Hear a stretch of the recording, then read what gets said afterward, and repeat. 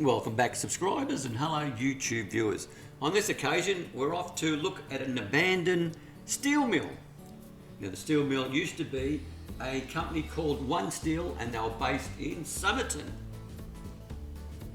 So here we are in the outer suburbs of Victoria in Somerton, and I understand that not everyone likes these abandoned sort of factories and buildings and homesteads that I visit, but it's something I actually really enjoy. And I come across them all the time. So it's a way of preserving a bit of history and also learning about the facts behind why certain things happen.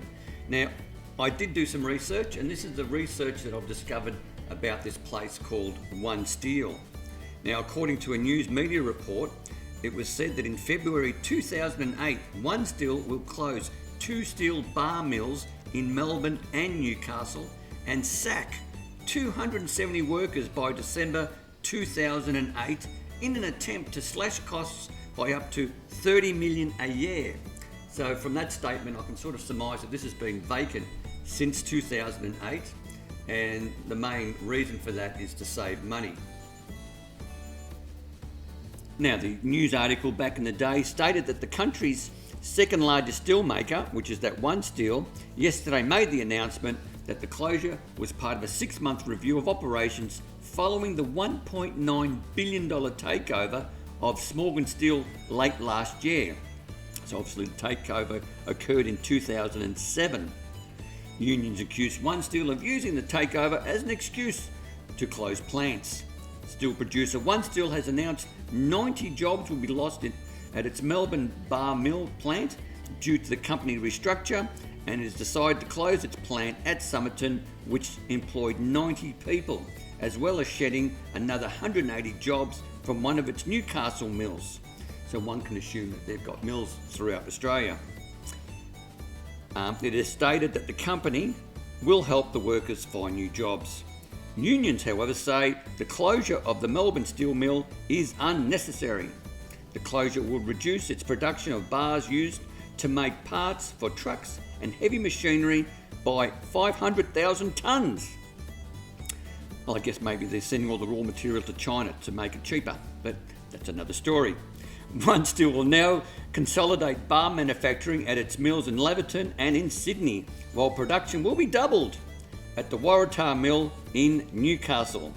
The changes of the bar mills are expected to cut costs by between $20 million and $30 million a year. The steel maker will stop producing about 50,000 tonnes of engineering bar for manufacturing and steel distribution, about 4% of its total bar volume, but will still make more than 1 million tonne of steel bar a year. Now, as you can see today, it had its own railway line coming straight into the building for unloading, for distribution of their stuff that they made. So today, it's a mere skeleton of what it used to be. Demolitions are taking place as I speak, and it won't be all that long before this whole place is bulldozed.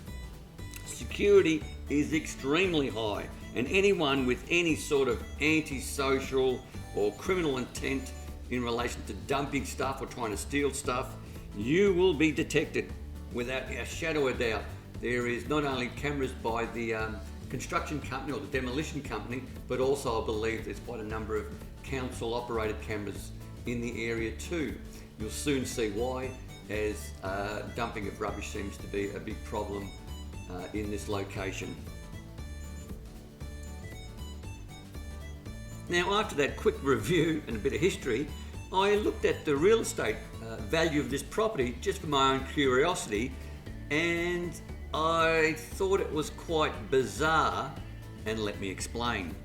In 2001, this place was sold for $6.8 million, and I'm assuming that's when OneSteel had owned it. Then, in 2016, it was sold for only $2.2 million, and that's a $4.6 million loss. Then 3 years later, so just 3 years later, in 2019, it was sold for $11 million, which is an 8.8 profit.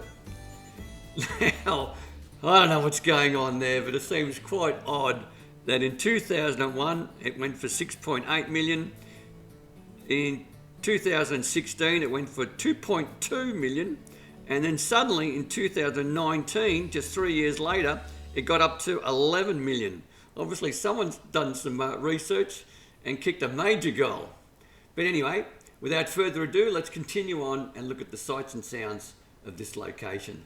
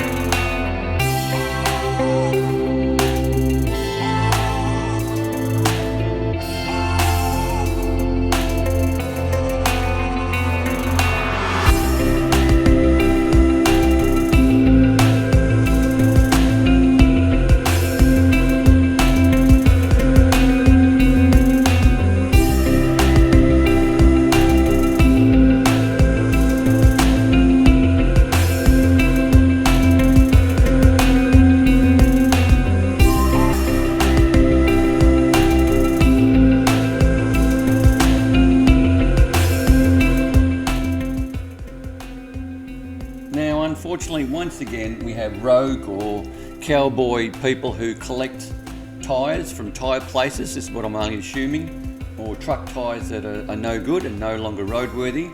They probably offer a service to these tyre places that they'll dispose of them correctly.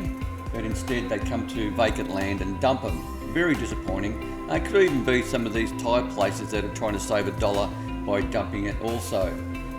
I wouldn't suggest you come and do this, particularly in this area, as there is quite a number of new cameras up, and the guys who are doing the demolition, they've got their own cameras as well. It's very disappointing to see, and if you do see it, please report it to police or the EPA. This is, getting a little bit out of hand, because pretty much wherever I go these days looking for abandoned buildings just to photograph and get the drone up to circle around, I always seem to find dumped tyres. Anyway, I hope you enjoyed this video. I hope I wasn't too depressing with that last little rant.